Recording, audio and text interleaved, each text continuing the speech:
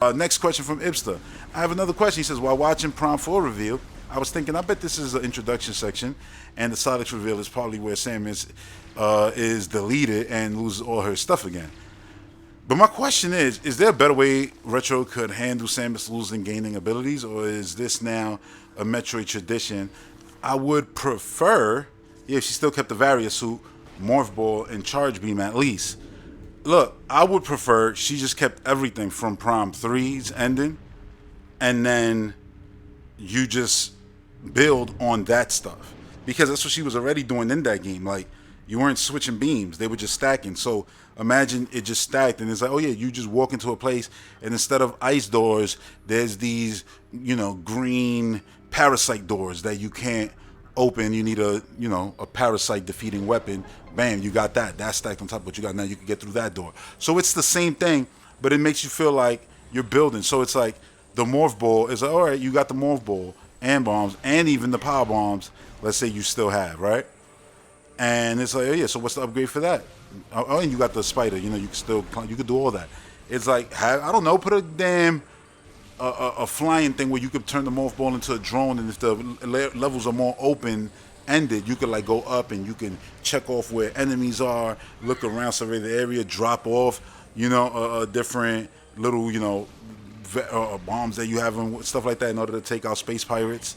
You know, like you could do like little things like that just to upgrade that ability or something like that. Or maybe the morph ball doesn't have upgrades, and it's just like, yeah, you just have all these cool puzzles and stuff from the start. I would love that, because a lot of the times it's like, oh yeah, you get in a little bit of spider, missions like spider ball little puzzles, but it's already at the end of the game, damn near. If you could have it all from the start, and all those abilities are taking advantage from the start to make it a more, like, I guess a more just fulfilling Metroid experience. It's like, damn, I started and I could already grapple beam and do this, do that, do that. But then it's like, yeah, the grapple beam could get updated. Like, oh, it goes longer now. It has maybe different effects of things it could do. Maybe to power up or take away stuff. Like, again, if it's like, oh yeah, there's a plague going around, so it's like this green guck, whatever. That's what closed some of those doors. When you get to the enemies and you got the new grapple beam, it could wrap around their neck and like suck them dry of all that, and Samus could take it in because she's obviously, Metroid and all that. So it's like things like that. Like you can just build on what she already have and give her new abilities. Like make her faster, make her have, the speed boots, things that she didn't have. It's like, okay, this is where she got them, right here, for the first time, and things like that. Upgrade your scan. I love the scanning of Dread where you could just scan the whole room. I would love that in the Prime game. For people who want to speed run the game, you get an ability. Well, yeah, now you can quick scan everything in the area. You know what I mean? So it made scanning casual, but make that something where you got to find. It's not in the point A to Z of completing the game. It's off the beaten path. It's one of those abilities like in Prime, you have certain power-ups that, like charge-up shots that you could find or just completely miss in your playthrough. So, they could do stuff like that. I don't think they need to take away all her abilities. Obviously, I think they can just build on what she has, Like, okay, now you're on the spider wall, right? And you're going up there. Maybe you always go slow. What if now you go faster on it? And there's different things you could do. Like jump off and then like magnetize to another one. Like when you jump off, it goes like slow-mo, almost like Zelda. When you jump off the horse with Link. And now you aim and you just go right to that other spot. Like there's abilities. They could just build on what's there. So the idea of her having to go to zero to get the same shit over again is played out. And that's something that I've been saying that should change. But they're probably going to do it, and you're probably right that that's where it's going to happen. Because what's the best way to set up your villain? Have your villain kick the protagonist's ass. You know what I'm saying? Right at the start of the game, Paper Mario style when Bowser killed Mario. Like that was epic. So yeah, stuff like that. That's my thoughts. Metroid doesn't need to be the same. It can always try new things and evolve. Even in its level design, world design, how you traverse it, all these things. I would like to believe that Retro Studios dissected all aspects of what makes a Prime game, and then challenged all those aspects and bringing in new ideas that goes beyond what we were already expecting. So to answer your actual question, no, I don't think we should want to be at. I think we are at that point where people expect it like tradition, but I don't think we should be doing any traditions with IPs that don't sell like that. You know what I'm saying? Because why continue to do something and continue to see the same results sales wise and stuff like that? I know sales ain't the end all be all. I understand that, but there's a point where you're gonna say, okay, collecting 3 things at the start of the game and then collecting the other 5 things and then fighting Ganon is played out.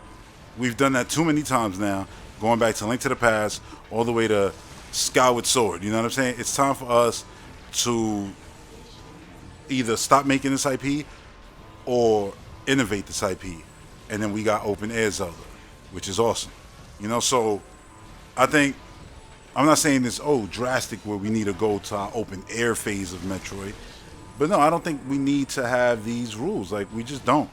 Like I can sit here and think of multiple things you can do with multiple weapons on the fly. Like I mentioned the grapple beam, and it's like, oh yeah, you can, take an enemy's spirit beam. I'm like, you kind of was already doing that in Prime 3. So instead, turn it into a whip. And so now you got motion controls, you got all this stuff. Like you can do, oh yeah, you know what? Now we run around like Simon Belmont with a goddamn electric whip, just slicing things in half. You know what I'm saying? Like straight like Catwoman. You know what I mean? Samus running around like that. Like you have that ability.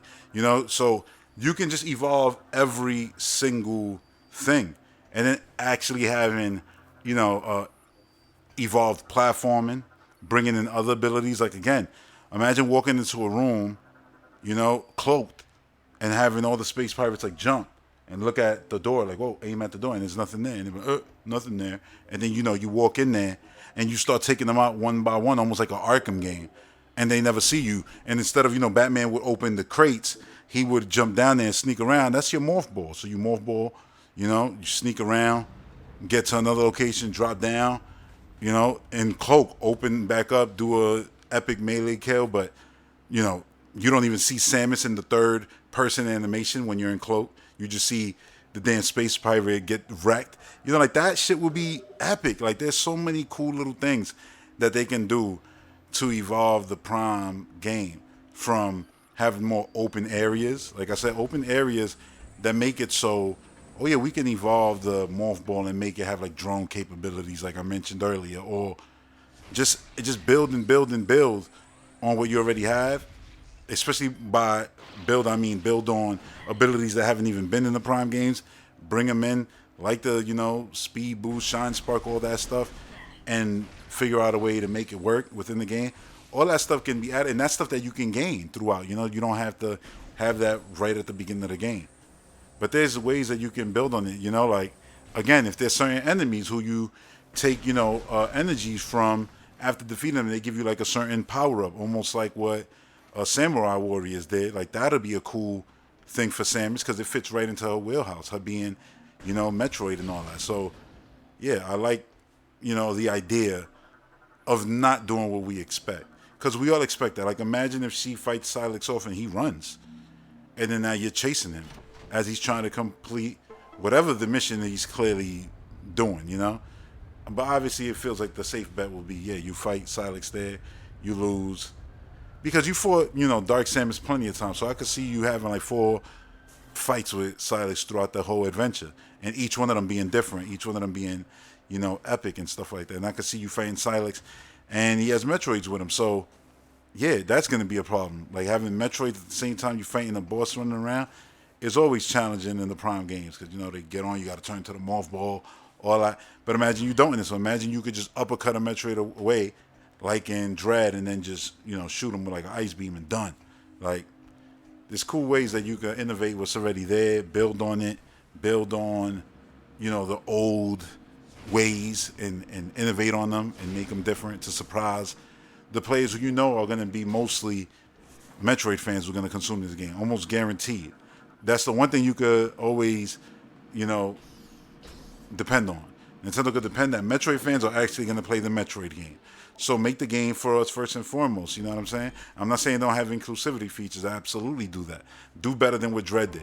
You know what I'm saying? We don't want Prime 4 getting the award for least inclusive game and stuff like that. Nah, do better than them, and have multiple controls, dual analog stick motion, all that stuff. Like, just I feel like what they needed to do, and I hope it's what they did with all the years that they had, was they dissected what a Prime game is and decided to make it for the new generation.